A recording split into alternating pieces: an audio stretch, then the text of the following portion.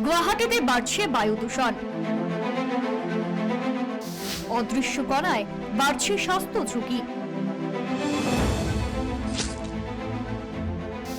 শিশু ও বয়স্করা সবচেয়ে বেশি ঝুঁকিতে। হোলির আগে বাতাস নিয়ে চরম সতর্কতা। গত কয়েক মাসে শহরে বাতাসের মান চোখে পড়ার মতো বদলেছে। সকাল হোক বা বিকেল, বাইরে বেরোলেই ধুলো আর ধোঁয়ার আস্তরণ স্পষ্ট। যানবাহন চলাচলের সঙ্গে সঙ্গে উঠছে মাটি, আর সেই ধুলো ছড়িয়ে পড়ছে চারিদিকে। গুয়াহাটি শহরের AQI অর্থাৎ এয়ার কোয়ালিটি ইন্ডেক্স এখন উদ্বেগজনক। AQI 0 থেকে 50 থাকলে বাতাস ভালো ধরা হয়, 100-র উপরে গেলে সতর্কতা দরকার, 200 পেরোলেই তা স্বাস্থ্যের জন্য ক্ষতিকর। অনেকদিন ধরে জোর বৃষ্টি না হওয়ার জেরে মাটি একেবারেই শুকিয়ে শক্ত হয়ে গেছে। সামান্য বাতাসেই সেই শুকনো মাটি ভেঙে বাতাসে মিশে যাচ্ছে, ফলে বিভিন্ন এলাকায় ধুলোর ঘনত্ব দ্রুত বাড়ছে।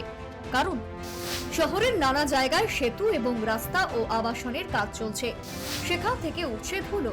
তার সঙ্গে যুক্ত হয়েছে ব্রহ্মপুত্রের চর এলাকা থেকে আসা বালির কণা। এই অদৃশ্য কণাগুলো শ্বাসের সঙ্গে ফুসফুসে ঢুকে দীর্ঘমেয়াদী সমস্যা তৈরি করতে পারে। এই পরিস্থিতির প্রভাব পড়ছে মানুষের শরীরে। চিকিৎসকদের দাবি, আগের তুলনায় এখন প্রতিদিনই বেশি রোগী আসছে স্বাস্থ্যজনিত সমস্যা নিয়ে। আমাৰ যিমান বৰ্হি বিভাগবিলাক আছে, মেইনলি ডাৰ্মাটলজি, স্কিন বিভাগ তাৰমানে, আৰু চকুৰ অফথেলমলজি, এই আৰু পালমনাৰী মেডিচিন অৰ্থাৎ লাং বা হাওফাৰ, এইকেইটা বিভাগতে বেছিকৈ আমি দেখিছোঁ যে কিছুমান ৰোগী আমাৰ এতিয়া যোৱাবাৰ বা যোৱা মাহতকৈ বেছি বৃদ্ধি পাইছে। বেছিভাগে আমাৰ আহিছে ধৰক স্কিন ৰেছ লৈ বা ৱাটাৰিং কনজাংটিভাইটিছ আৰু উশাহ ল'বলৈ দিগদাৰী, সেনেকুৱা অলপমান। কাশি, শ্বাসকষ্ট, চোখের জ্বালায় ভুগছে একাংশ।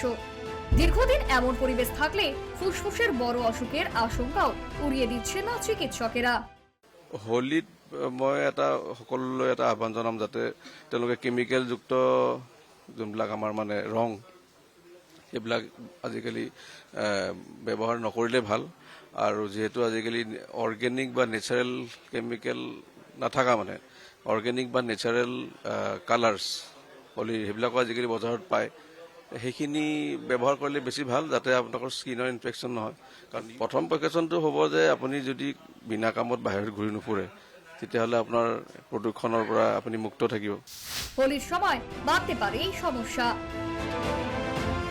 মঙ্গলবারে হোলি উৎসব, রঙের গুঁড়ো, বাড়তি ভিড় আর যানবাহনের চাপ সব মিলিয়ে পরিস্থিতি আরো খারাপ হতে পারে বলে আশঙ্কা।